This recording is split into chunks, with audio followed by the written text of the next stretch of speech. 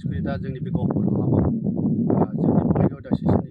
कमिटिनि 40थि जि कनफारेन्सखौ जों दानो खुंनो थाखाय लाहार जागासिनो दङ आरो बे देग्लायहाय जोंनि गहपुरावनो जोंनि बङाइगाव डायसिसनि कमिटिया खुंनो थाखाय जोंनि बे अलमस्ट दा 80% खामानिया जाजोब्बाय बेनिफ्राय दा बाव जोङो जि उद्देश्य लानानै दिनै खुंगोन बे जाबाय जोंनि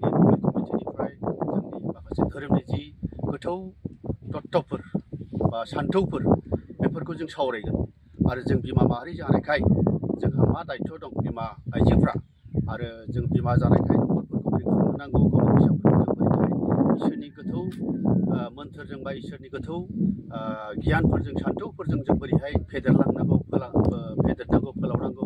आरो जों समाजखौ बोरैहाय दालांनो नांगौ बे बेलायावनो जोङो गुवारै जे बे मेलावनो जोङो प्रग्राम बादि जों सावरायलांगोन बेनिखायनो जों आसा खालामदों बाव सफैनाय गासैबो डेलिगेट्सफ्रा मोजाङै सफैगोन आरो जोङो जि उद्देश्य लानानै दिनैहाय बे प्रग्रामखौ सानथामनि हाबाफारि लानानै जोङो दिनैहाय थामथिम जाबाय बे प्रग्राम बादि जोंनि एजेन्डा बादि प्रग्राम बादि गासैबो जाफुंजोबगोन आरो जे जोंनि धोरोमनि जि सोलोंनो गोनां सान्थौफोर दं गोथौ गोथौ ओंथिफोर दङ बेखौ जों बिमा माहारिफ्राबो जों लोगोसे जोंनि माखासे पेरेन्टफोर दं जोहोलावफोर दं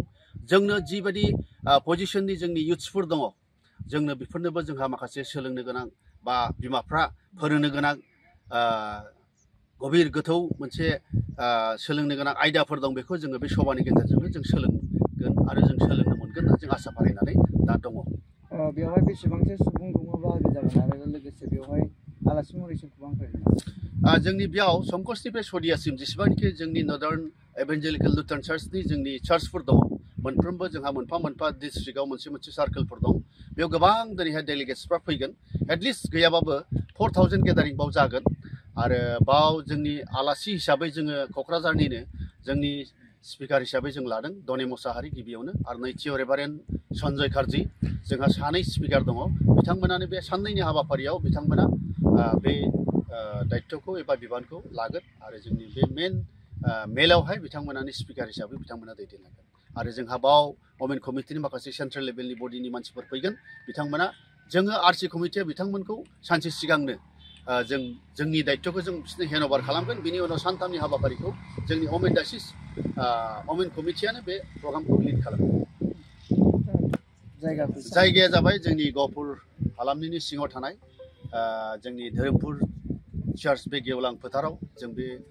सभाखौ खुंनो थाखाय दानो थामथिम जाबाय अलरेडि नोंथांमोना नुखाबायानोसै पेन्डेलखौ लुनायखौबो बेनिखायनो जों दा आरो एसे आद्रा खामानि दंबावो बेखौ जोङो बे साननैसोआव हयथ'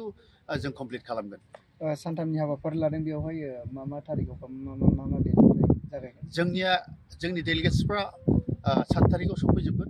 बेलासियाव जों एराइभेल जों रेजिस्टार खालामगोन ओमफ्राय जोङो 7 तारिखनि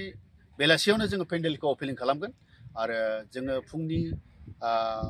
बेलासिनि बे मोनाबिलियाव जों अपेनिं खालामखांनायनि उनाव 8 तारिखनिफ्राय 9 तारिखसिम बे साननैया मेजर जोंनि बे प्रग्रामा जागोन आरोखि।